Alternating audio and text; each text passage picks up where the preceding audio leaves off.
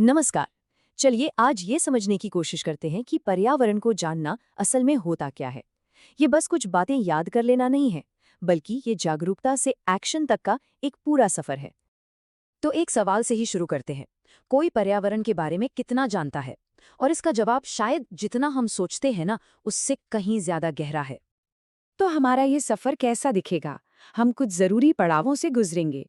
पहले तो यही समझेंगे कि भाई ये पर्यावरणीय ज्ञान आखिर है क्या। फिर इसकी बुनियाद कैसे बनती है वो देखेंगे।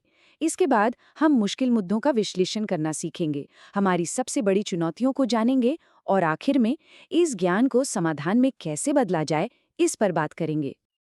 तो चलिए सबसे पहले एकदम शुरुआत से शुरू करते हैं। ये पर्यावरणीय दक्षता आखिर है क्या? और यकीन मानिए ये किताबी परिभाषाओं से कहीं ज्यादा है। सीधे शब्दों में कहें तो ये कोई रट्टा मारने वाली चीज नहीं है। ये एक काबिलियत है, ये समझने की कि हमारे छोटे बड़े हर काम का प्रकृति पर क्या असर पड़ता है। मतलब इंसान और कुदरत के बीच का जो गहरा रिश्ता है ना, उसे पहचानने की क्षमता। अच्छा, तो इस समझ के ना 4 लेवल होते हैं। आप इसे 4 सीढ़ियों की तरह सोच सकते हैं। पहली सीढ़ी है नींव यानी फाउंडेशन। फिर आता है केपेबल लेवल, उसके बाद प्रोफिशिएंट और सबसे ऊपर है अथॉरिटेटिव। चलिए एक एक करके इन पर चढ़ते हैं। कहते हैं ना, हर बड़ी इमारत की बुनियाद मजबूत होनी चाहिए। तो ठीक वैसे ही हम भी अपनी समझ की नींव रखते हैं और पहले 2 लेवल्स को देखते हैं, फाउंडेशन और केपेबल। तो इस फाउंडेशन लेवल पर हम सीखते क्या हैं? समझिए, हम प्रकृति की एबीसी सीखते हैं। जैसे कि एक इकोसिस्टम यानी कोई जंगल या तालाब काम कैसे करता है, बायोडायवर्सिटी का असली मतलब क्या है, और कैसे हमारे ग्रह पर पानी और कार्बन जैसी जरूरी चीजें एक साइकिल में घूमती रहती हैं। और इसी लेवल पर एक बहुत जरूरी फर्क समझना होता है, नवीकरणीय और अनवीकरणीय संसाधनों के बीच का फर्क। मतलब एक तरफ सूरज की रोशनी या जंगल है जो फिर से बन सकते हैं, और दूसरी तरफ कोयला या पेट्रोल है जो एक बार खत्म तो हमेशा के लिए खत्म। तो जब नींव बन जाती है तब आता है केपेबल लेवल। यहाँ आप सिर्फ चीजों के नाम नहीं रटते, बल्कि आप डॉट्स कनेक्ट करना शुरू कर देते हैं। जैसे आप ये समझा पाते हैं कि गाड़ियों से निकलने वाला कार्बन कैसे क्लाइमेट चेंज की वजह बन रहा है।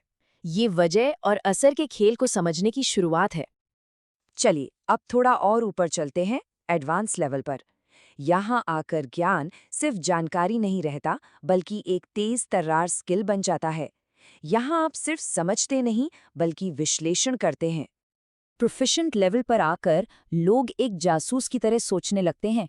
किसी भी बड़ी समस्या को, जैसे शहर में बढ़ता प्रदूषण, उसके हर पहलू को देखते हैं। इसका लोगों की सेहत पर क्या असर है, इकोनॉमी पर क्या असर है, और फिर सबूतों के आधार पर पक्के समाधान सुझाते हैं।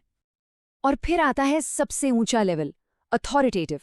यहां पहुंचकर लोग सिर्फ प्रॉब्लम नहीं देखते, वो खुद सॉल्यूशन का हिस्सा बन जाते हैं। ये वो लोग हैं जो अपनी एक्सपर्टीज से पॉलिसी को दिशा देते हैं और इकोनॉमी और पर्यावरण के बीच संतुलन बनाने वाले बड़े आइडियाज पर काम करते हैं। तो ये सारे लेवल समझने के बाद सवाल उठता है कि ये सब इतना जरूरी क्यों है? भाई ये सफर क्यों मायने रखता है? चलिए जरा उन बड़ी चुनौतियों पर नजर डालते हैं जो हमारे सामने खड़ी हैं। सबसे बड़ी चुनौती क्लाइमेट चेंज, और इसकी वजहें देखें तो तस्वीर एकदम साफ हो जाती है। 75%, जी हाँ 75% जिम्मेदारी जीवाश्म ईंधन की है। मतलब कोयला, पेट्रोल और गैस। ये आंकड़ा चीख चीख कर कहता है कि हमारी एनर्जी की आदतें ही हमारे ग्रह का भविष्य तय कर रही हैं।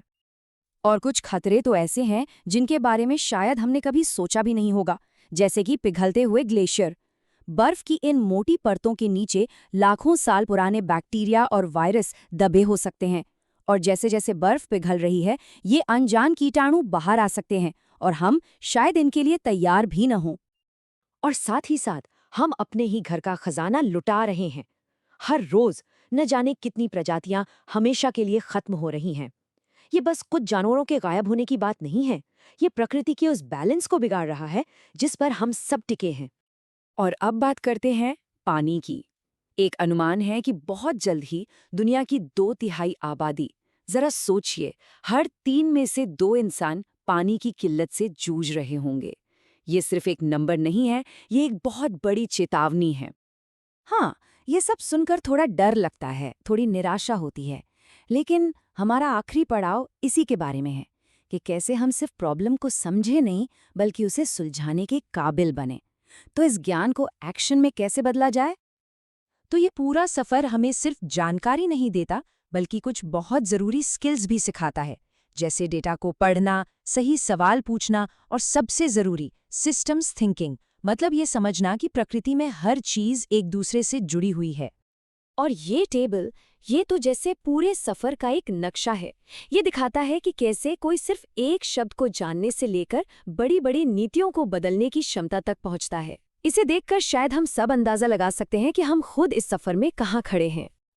और आखिर में ये एक बहुत ही पावरफुल बात, पर्यावरण साक्षरता केवल तथ्यों को जानना नहीं है, ये प्राकृतिक दुनिया में हमारे स्थान को समझना और इस पर हमारे प्रभाव के लिए जिम्मेदारी लेना है। मतलब ये सिर्फ ज्ञान की बात नहीं है, ये हमारी जिम्मेदारी की बात है।